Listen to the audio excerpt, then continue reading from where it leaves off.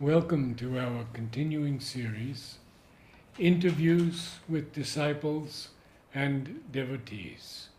Today, we are very happy to have Anand Reddy with us for the second visit.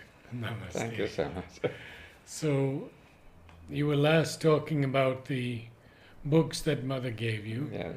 In those days, in your teenage days, did you visit with her, see her about specific questions or difficulties? Yes. Yes. This was maybe the outer growth, the contact with the mother through books. But the inner difficulties is a thing that was happening parallelly, obviously, apart from the weakness in French. Then as I grew up, maybe age 18, 19, I think then the problems, the inner problems came up. Now, what is that inner problems? Not that I had disharmony with friends, but somewhere I would say an unease. Already I began to feel the unease with the outer life. Not that I was unhappy, no, I won't say. But somewhere something was missing. And then I said that I needed something more. And I don't know what it is, I didn't know what I'm missing. But then, as I said, I think the word, if I can use today, is wanting to belong to her. So this aspiration came up that I want to belong to the mother. How and all that I have no idea.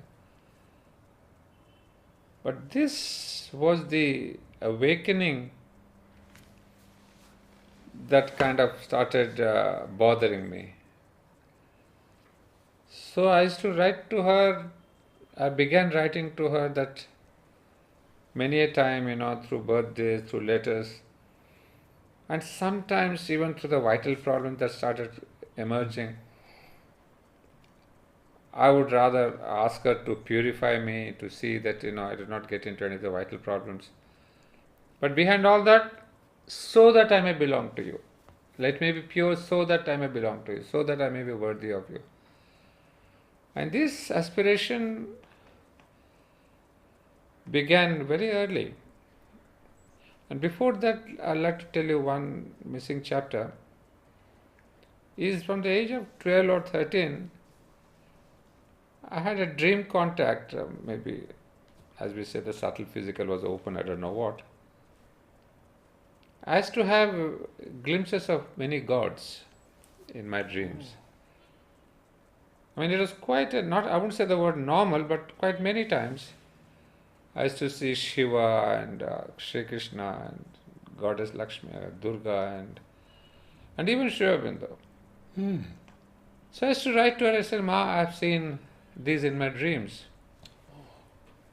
So she would confirm, and she says, yes, you have seen them because they are in the subtle physical. And Sri Aurobindo also is in the subtle physical. You can all visit him, you can see him. So what you have seen is not something wrong, you have seen it rightly. So somewhere I developed some kind of an opening toward this subtle physical divinities. And in those days, maybe it was, I forget the year, 66, 67. Once when I went to the mother on my birthday, I did my pranam. When I looked up, I didn't see the mother. I saw Durga. I was dazzled, but I was not shocked. Durga sitting with the 12 arms or 10 arms. I just had a little... I was looking at her, there's no mother, but there was this Durga. I mean, it took me time, I was, frozen, took me time. Then of course I got back to my mother and did pranam. And after coming down, immediately I shot back a letter to her saying, was it a hallucination or what is it, mother? I said, mother, did I see Durga or was it my imagination? She wrote back, sans doute as-tu vu Durga. Without doubt, you saw Durga. She wrote it. She wrote down. I'll show you the You letter had the later. letter, yes. I said, mother, so grateful to you that I had the real darshan of Durga, where millions of Bengalis and people around the world. And she gave a free gift to me on my birthday, a vision of the Durga. And of course, afterwards, I've seen read many people. Many people have seen them, my mothers, in different forms. And in fact, my own father, when he used to come in the early days, he was in the Golconda those days, it seems, he was writing something. And once he had all the darshan of the four forms of the mother, one after the other, he wrote to the mother. Again got it confirmed. So I know mother has given this vision and this boon, if I can call it. However, in my personal life, that was one of my most magnificent darshans I had. Very live. And in the mother is not in my dream, right sitting in front of me. And one more thing that is with the mother is when we used to go to the mother slowly,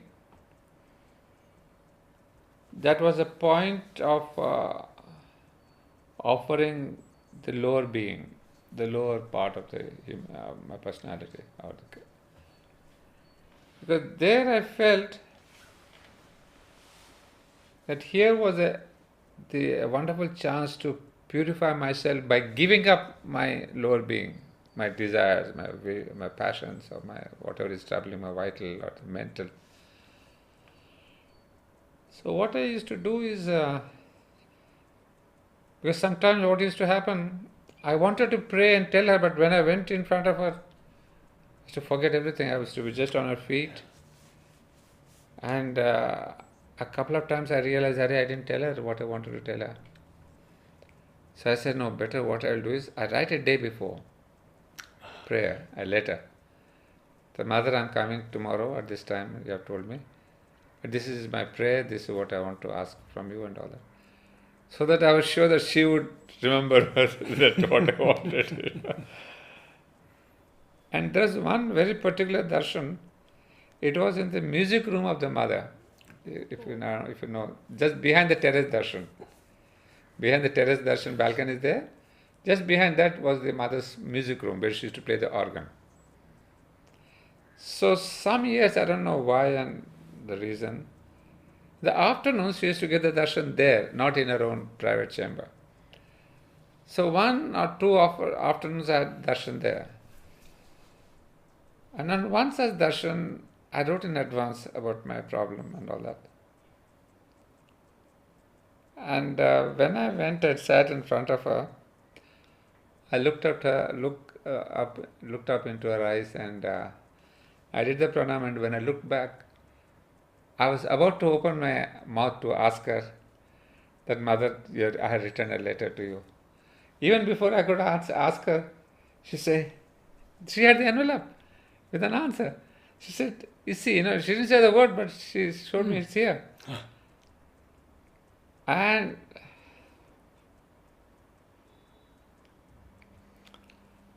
then, that was the only time, and the first and the last time, when I did a pranam on her knees. Normally we did a pranam on her feet. But you know that if I were an artist or a painter, I would have drawn that image. I held both her knees and she was like that. I put my head there with both my palms. And then the beauteous thing was, she put both her hands on my head. And she touched it and she squeezed it, and she held them. That was my closest contact. And never had such a darshan. I don't know what she gave me that day, but That was immaculate. That never got repeated. I was on her knees. She put both the hands. She held me like that. And of course, I don't remember what the problem was. But the way she took me, she embraced me. I think it will last me lives, what she has given me that day. Well, that was, those are those moments which I think have built up my inner being. Because externally, whatever I was growing up as a student and all that was one thing. But these are my inner steps of my ladder, of the growth of my consciousness. And then she has been guiding me. So I was one of those students who write to her for purification, for aspiration, for belonging to her. And in those days, I used to read literature. There's one poet I still forget. The first line was, "Break, blow and burn my being." But that line hit me so well, I said, "Ma, this is what I want you to do." So I wrote the line to her. I said, "Ma, break, blow and burn my being. That's what I want to be." That was my perfect aspiration. So I wrote to her. What I mean is, the aspiration was becoming more and more intense. Wanted to belong to her, be her servitor, and these darshans were there. So with all these things, some of the inner problems I had, basically not that age, you have the vital urges, vital problems. Nothing of the ambition, I wanted to become this, nothing of the sort. But as a young man, I think... Typical youth problems. Yeah. Yes. Youth problems, that's the right word. Yes. Typical youth problems.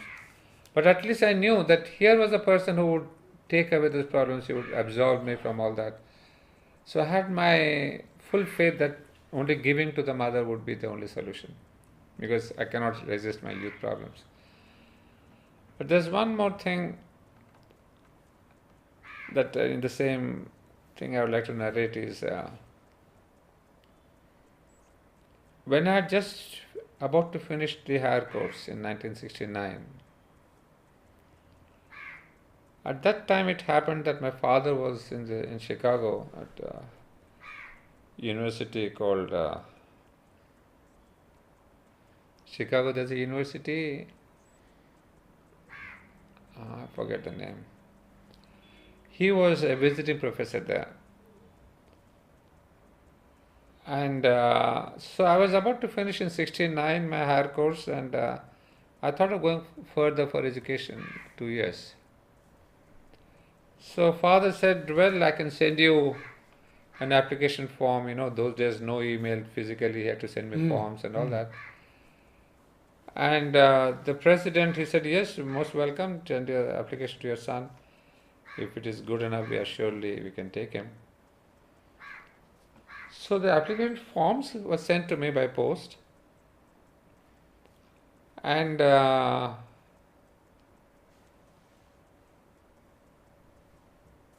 when I received them, there was a deadline. By 26th January, they should go back to the office. Date of submission, last date was that. And unfortunately, just those days, mother was not well enough to see the letters or to receive any letters. So I said, what do I do? I said, no, let the work go on, I can tell her later. So I filled up the application forms, and there are references and all that, my Kirit Joshi and Arindam Basu and others. They gave a recommendation, everything high class and blah, blah, blah. I mean, nothing I'm missing from my side. So I did all that with all the references, recommendation. I put them in an envelope. I posted it. Because I said, now this has to go within the next 10 days back to Chicago, and it's Ohio University. Ohio University. So I did that. But somewhere I felt it's still incomplete. I said, let me do my work. I've sent off the applications. Now I should write to the mother. This is what I've done. And I told her. Because of the lack of time and all that, I have send the application. But mother, the last decision is yours, whatever you want me to do. But because I couldn't wait, I didn't know if you were going to see. And saying that, in the morning I went and gave it to Nolnida. All my letters I would give him to be taken to mother. So normally they would keep it for a week, 10 days. Sometimes whenever they got time, they would show it to the mother. I said, Nolnida, take whatever time you want to. In my letter I had said, mother, this is what I have done. And maybe it was the end of January 27, 28. I said, mother, on 10th of February is my birthday. And I'm sure by then you can give me some reply, because there's still 10 days to go. So I said, I'll await for 10th of December, 10th of February. And that day, I was in the sports ground doing some games or something. Somebody comes and tells, Anand, Nolnida is calling you, has called you. I said, Nolnida has called me? There was a bit of anxiety, and after the group I ran to him. He said, Anand, this is mother's answer. I was shocked. As in the morning I gave, by evening I got the answer. I couldn't believe it. He said, take it. So I went to in front of Mother Pandit's office and read there the letter. And I'll show you that letter. I mean, that was a tremendous eye-opener. It was a completely shifting of my life. I mean, because of that letter, I'm here, sitting here today. I'll show you the original, but the contents were something like that, not exactly. That if you want success in your life, success and fame in your life, you go to America and try your best. But if you want to belong to the new consciousness that is coming down, stay here, prepare yourself. I want your answer on your birthday. My God, she reverting, she says, I want your answer on your birthday. And that was too much. And I said, Ma, is that a choice you are giving me? It's like Columbus discovering a new India and the old India. She said, if you want to participate in the new consciousness that's descending, be here and prepare yourself. I said, Mother, there's no choice. Whatever is the big America, whatever. No, I said, that's the old world. You are giving me a visa and a passport to the new world, and I missed that. I said, no way. I went back to Kirit Joshi. I said, please give me a reference.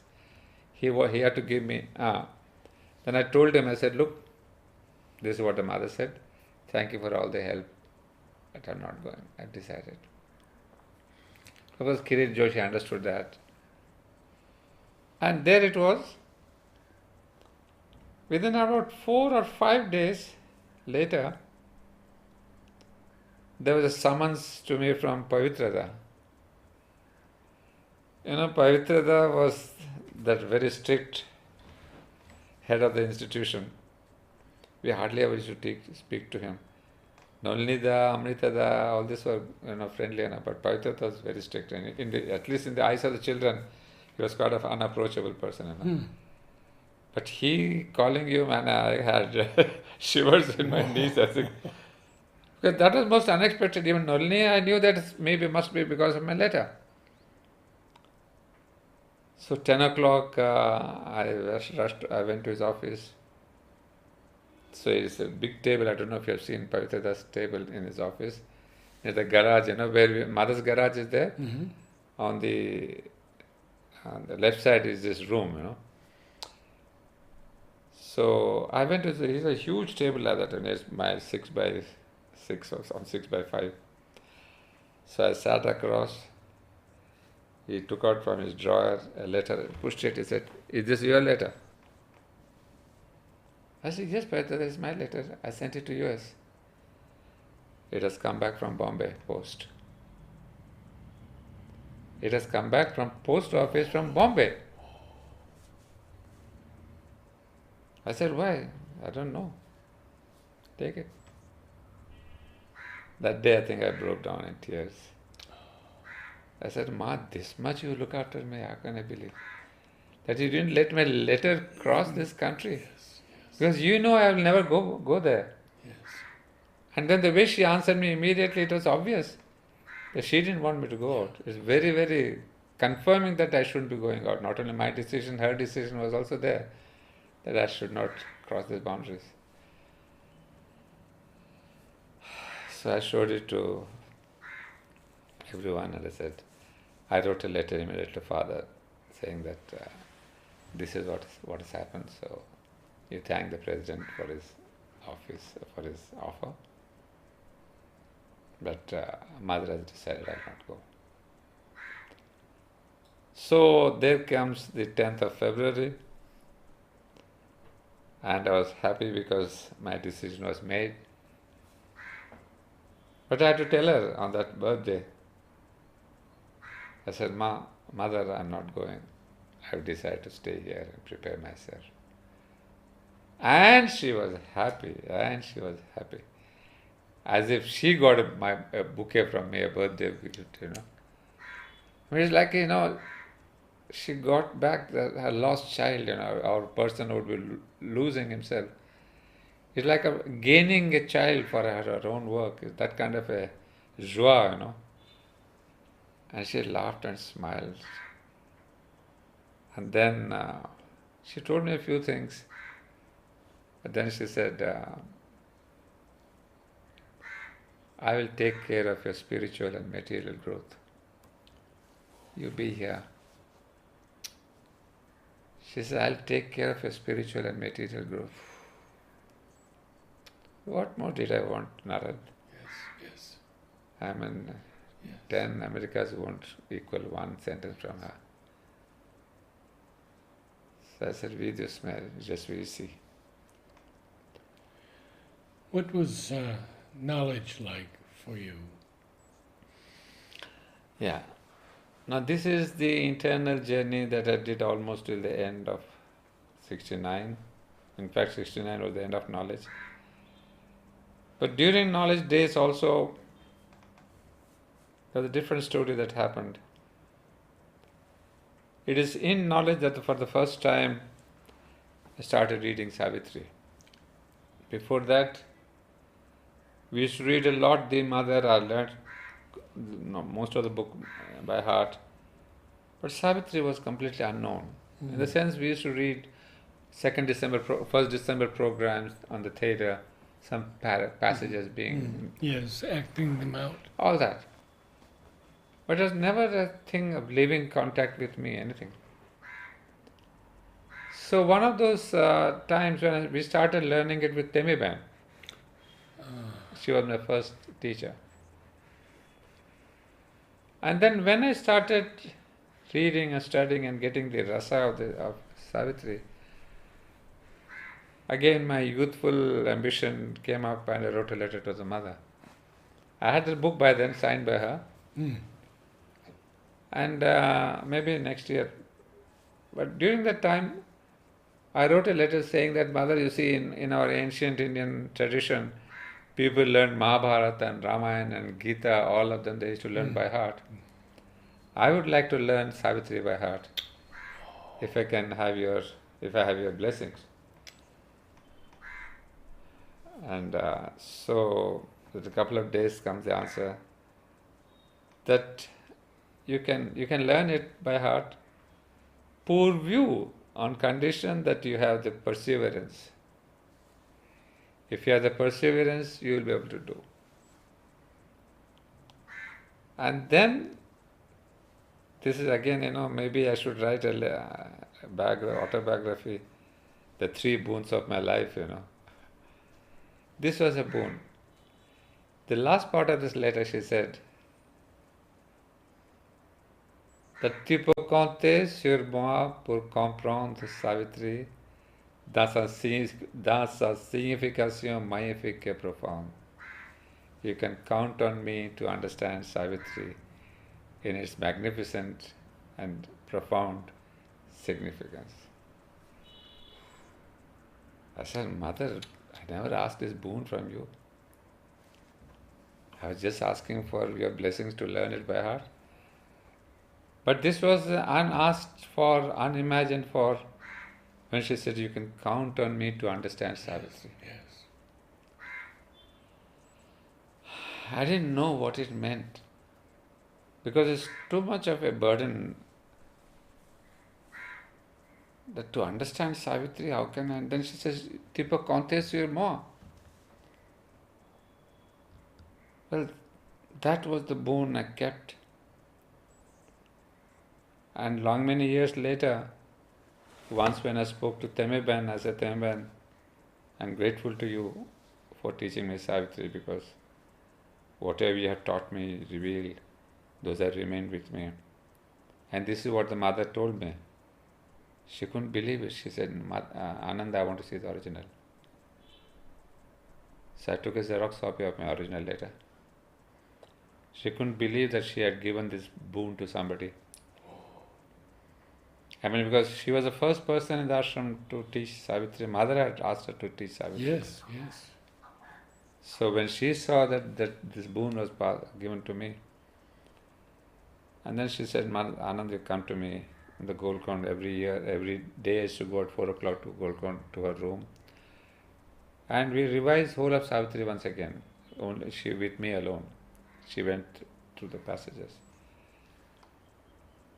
And then this boon became active in my life when I returned from Bangkok. There was an opportunity, the Society International Guest House. There used to be a small class that was being taken by Maheshwari. And Maheshwariji had gone to Anand in Gujarat to chair a show in the chair in one of the universities. So there's a kind of a vacuum. He suddenly left them overnight, and so Krishna auntie, who was in charge of the International Guest House, she once asked me, "Ananda, it seems you have done studies in Shoaibinda, why don't you take essays on the Gita?" Because that's what Maheshwariji was doing. With hesitation, I said, "Okay, I'll start with that." Then after a month or so, the proposition came, "Why don't you take Savitri? We like your classes, we understand so much." I said, "Savitri?" I said, "No, no question. I cannot take class in Savitri." I said, "No, no." I said, "No. That is something is too sacred, too high, too beyond. I cannot take. You can ask me essays on the Gita, even the Life Divine, I will try, but Savitri is too beyond. I will never touch it." But then this letter came to me with a force. Then I felt so foolish. He said, "Tipo compte on sur moi. So why am I thinking I will teach Savitri?" I said, "No, this is the time to put her into test." Yes. So that revived me the challenge. I said, "No, the challenge is hers. If I can open and pray and say, 'Ma, I depend on you. It's not me who's going to teach.'" That gave me the confidence. I said, "No, this is the time when I can put that blessing into action." And so I told Krishna auntie, "Okay, auntie, I will try, because this is the blessings I have. This is the promise I have been given. So now, based on this promise, I will surely take, because it's a test between me and the mother now. How much I can depend, how much she can give me." So that gave me the courage to start the Savitri classes. Later on at Hall of Harmony, I took for several years. And that's how I went through the entire Savitri. Whole of Savitri has been recorded. Sakar and Hall of Harmony. All the 12 books, everything. You recorded all your talks? All my talks are recorded. So I narrated all this only to tell you that this was a boon, and which I put into action. It's not just a blessing in my letters. And then I said, "Ma, it's not only here. Now I say the same prayer to every book that I'm going to take in the class. Yes. Why should it be only Savitri?" So I prayed the same thing when I taught Life Divine, when I taught Essays on the Gita or the Mother Synthesis. So that book and that boon has taken me much closer, and that has been my conscious sadhana, that I must receive, I must depend. Tipo compte on moi, sur moi. So that is how my surrender started coming more and more active, that I must depend on her, not only to understand this, everything in life, I must surrender, I must. So this one was my active life of sadhana. The American letter, again turning my life to stay here and to prepare myself. And in the last year, 69, when I was about to leave or just leaving the higher course, one day, end of the day, because at that time we could write to her and say, Mother, my higher course is done, I want to come and have it. It's not just a birthday, any time I could take her. So once, towards the end, maybe the last darshan, or last time, I said, Mother, I'm going to Hyderabad to help my father. We have the Institute of Human Study that my father was given. So there's more to help. It's not that I was shifting because I had already decided to stay back and not to go to Hyderabad. Even though my father was asking me to come and help him in institution to build. He was wanting the son to take over. But I said, no, you see, my destiny has been chosen and I cannot leave the place. But I'll come to help you. On that day, I asked the mother one more thing. I said, here, Mother, we pray for anything at the Samadhi and we get a response sooner or later. But I'm going to Hyderabad now. We don't have a physical Samadhi there. How do you ask for help? Your help? She said, no, the divine is everywhere. The divine will help you wherever you are. But here, we have been here. Sri Aurobindo and myself, we have prepared the atmosphere for the realization of the soul. So be here and realize your soul. That was again another boon. When she said, Sri Aurobindo and myself, we have prepared the atmosphere for the realization of the soul. So be here and realize your soul. I mean, realizato nam. And those are not words. There's a power behind that. There's a possibility behind that. Yes. And then I said, so this is slowly how my destiny was being shaped. Not to go to America, to be here, to prepare for the new consciousness, to realize the soul. And then your action would be again to depend on me, to understand Sri Aurobindo, to spread Sri Aurobindo, to teach Sri Aurobindo, whatever. And then there was one more eye-opener. I was like, it's all happened between 1964 to 69, these 4 or 5 years. Again on a birthday, I was with her and I asked her some question which I forget. Normally what I used to do was, that's why I'm so close to what I'm relating to, is when I returned home from after the darshan, I would immediately note down what happened. I mean, what I asked the mother and what she replied. So all her answers were really, within an hour or two, it was all written down. So I have the drafts of what happened. I went to Oroville after that and I didn't have much thing and I didn't have place to keep. So some of these notes have been lost, although the original ones I kept in this file. So I asked her some question and then she started explaining to me the difference between reality and appearance. Imagine high philosophic questions. What is reality and what is appearance? What is the reality of this life and the divine? She was sitting like that because we always sat in front like that. She was there. And she was in this position and looking at me, It was very kind of a very intimate, yes, very intimate yes. speaking to each other, Yes. I mean, I should say today it's like Krishna speaking to Arjuna about the philosophy of life. And I was there looking at her and then she says, people are born, they grow up, And when they grow up, they're very busy doing things, achieving things. And then they get married, they have children, they follow their profession. In between, sometimes something says, "Voilà, je suis. Here am I." But they don't have time to listen to this voice. Somebody says, "Voilà, je suis," that look at me too. But people who don't have time. They grow up, they have children, they settle their children, they grow up, retirement comes. And after the retirement, they say, "No, I have time for going to temples and this pilgrimage and that pilgrimage." But then she spoke with a sad note. But at that age, what have they got to give to the divine? Everything is lost. Mind is exhausted, vitally are nothing, physically, body is not anything. So she said, what have they got to give to the divine at that age?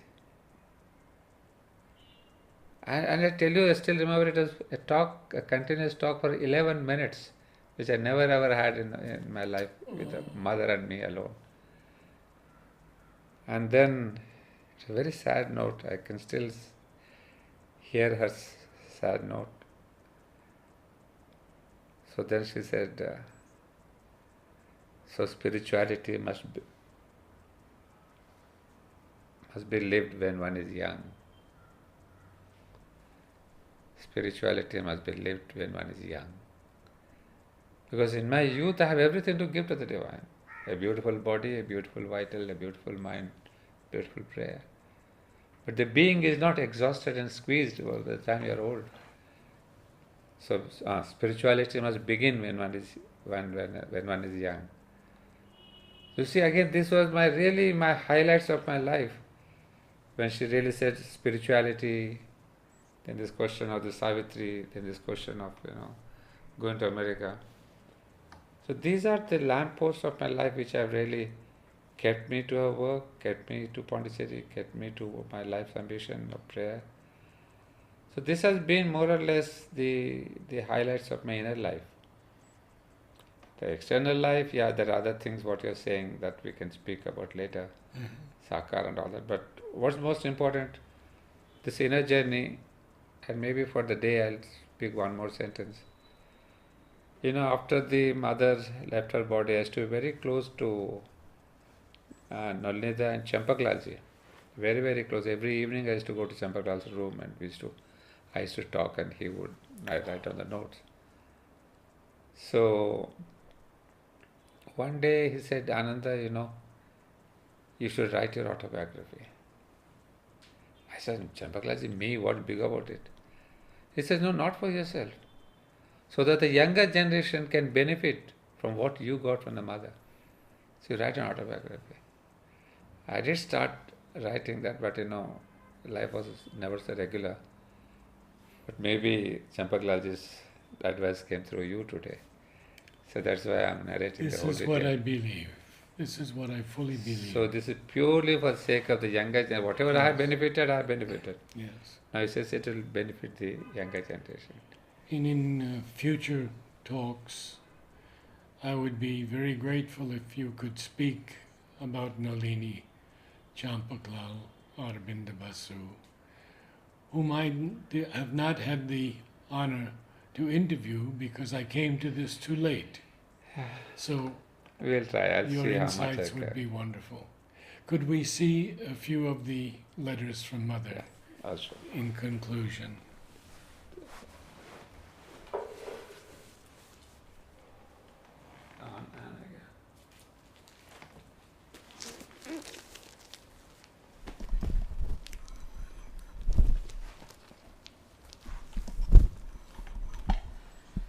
Yeah, and there's one thing that I wanted to tell you which I missed saying. I know in the beginning we should write this kind of letter to the mother.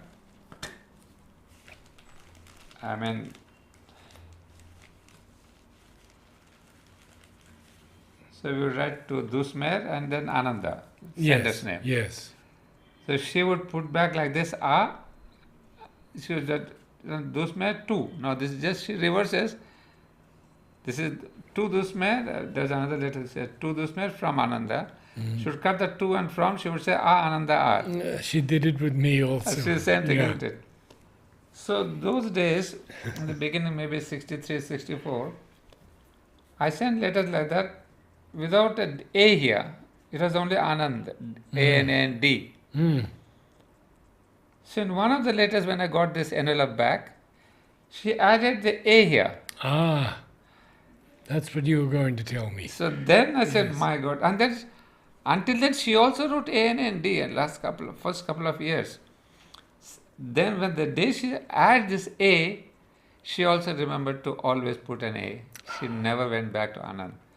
Then I said, wow, this is the name I got from her. Yes. The difference, Ananda is happiness. Anand is happiness, Ananda is bliss.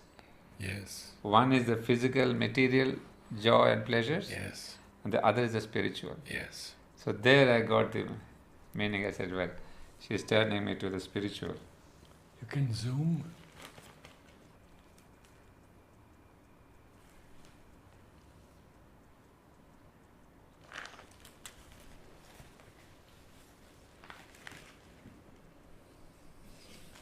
This was the normal way to the mother, from Ananda date. Mm-hmm. She would cut out from and then put. Yes. When I was in Auroville, I used to write on Auroville letterhead like that. Mm-hmm.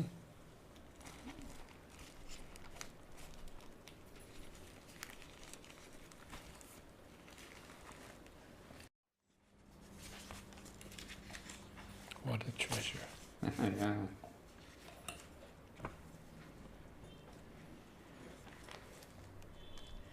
You see how she just read, Ma, I greatly want to come to see you. She would say 13th at 10 a.m., you know. Give the time and that. You know, I was pretty naughty there because I had my sister and my cousins. So another excuse to go to the mothers, I would say, Ma sir, chela mein adyu fear, you know, fear. This is feverish. So I would like to come with you on her birthday because she is not well. So bien, tipo pronta, sir. Oh no, this is so incredible. Dus me permettez-nous de la prendre à l'hôpital général pour avoir une chèque général. Because at that time we are not supposed to go to general hospital. Mm-hmm. So I wrote to her for the permission. So she said, yes, you can take her to us. Now every little thing. Hey, where is that thing?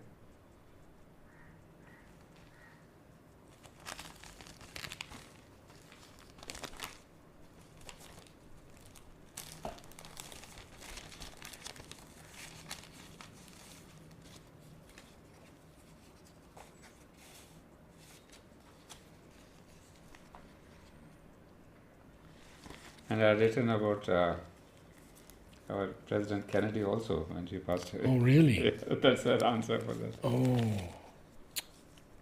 that I would like to see. Oh, maybe this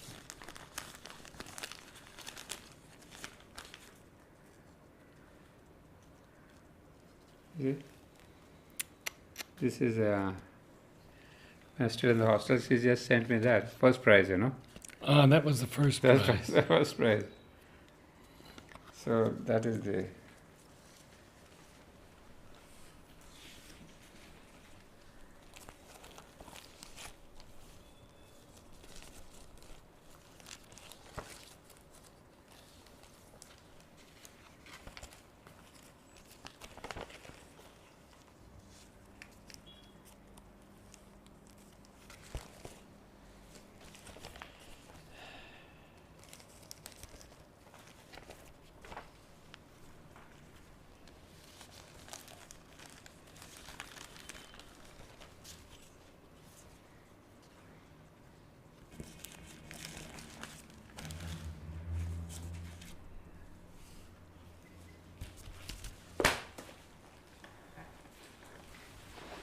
Okay, thank you so much. Thank you so much. It's been a pleasure to go back into her memory, you know.